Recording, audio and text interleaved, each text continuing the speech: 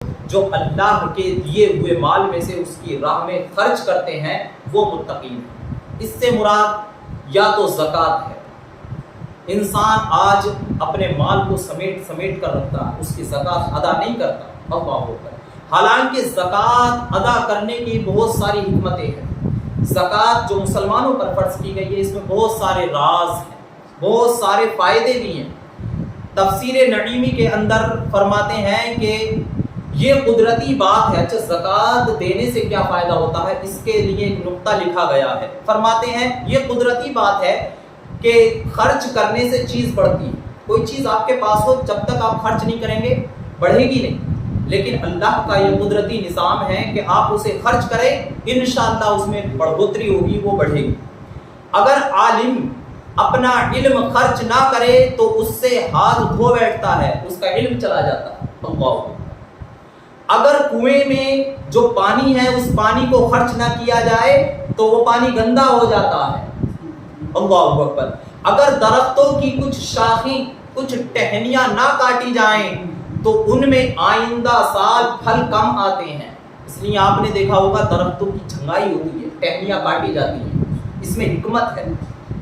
اسی طرح اگر مال کی زکوٰۃ ادا نہ کی جائے تو اس مال کی ترقی رک جاتی ہے، پھر اس مال میں برکت نہیں ہوتی، اس مال میں بڑھوتری نہیں ہوتی۔ اچھا، دوسرا نقطہ یہ بیان کیا گیا ہے کہ قدرت نے، اللہ تبارک و تعالیٰ نے ہر چیز سے زکوٰۃ لی ہے، ہر چیز کی ایک زکوٰۃ ہے۔ بیماری جو انسان کو لگتی ہے یہ اس کی صحت مندی، اس کی تندرستی کی زکوٰۃ ہے۔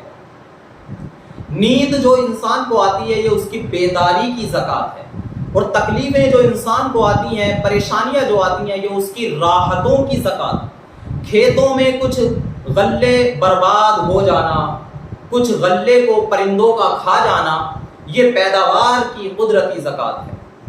اگر اپنے مال سے انسان زکوٰۃ نہ نکالے تو قانون قدرت کے خلاف ہوتا ہے، اس لیے انسان کو اپنے مال کی زکوٰۃ بھی ادا کرنی چاہیے۔ اچھا، ایک تیسرا نقطہ، بہت پیارا نقطہ بیان کیا ہے، اسے توجہ سے سنیں۔ اگر کسی شخص کو کوئی چیز ضرورت سے زیادہ دے دی جائے، ضرورت سے زیادہ اس کی چیز بچ رہی ہے، تو وہ اور جگہ بھی خرچ ہونی چاہیے۔ انسان کے پاس ضرورت کی برابر مال آ گیا، اب ضرورت سے جو زیادہ مال آیا ہے وہ کسی اور دوسری جگہ خرچ ہونا چاہیے۔ آپ نے دیکھا ہوگا کہ اللہ کا یہ قدرتی نظام ہے، جو کتے کے پستانوں میں جو ہے دودھ اتنا ہی آتا ہے جتنا وہ اپنے بچوں کو پال سکے، اس سے زیادہ دودھ نہیں آتا۔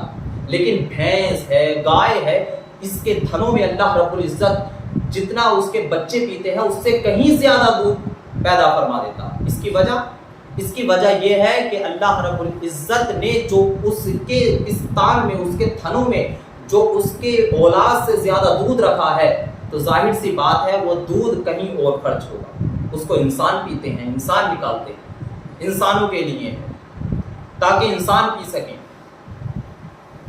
بھینس گائے کو اس کے بچے کی ضرورت سے زیادہ دودھ دیا گیا، اس سے معلوم ہوا اس میں اوروں کا بھی حق ہے۔ اب اسی طرح سمجھ لیں، اگر کسی انسان کو اس کی ضرورت سے زیادہ مال دے دیا جائے تو ضرور اس کے مال میں کسی دوسرے کا حق ہے، اور یہی زکوٰۃ ہے۔ اسے زکوٰۃ کو نکالے اور اس حق کو کسی دوسرے تک، کسی غریب تک پہنچائے، یہی قدرت کا نظام ہے۔ تو اللہ تبارک و تعالیٰ کی اس کتاب کے اندر جو ہدایت ہے ان متقین کے لیے ہے جو بے دیکھے ایمان لاتے ہیں اللہ پر، اللہ کے رسول پر، اس کی آسمانی کتابوں پر، اور نماز قائم رکھتے ہیں اور اپنے مال کی زکوٰۃ ادا کرتے ہیں۔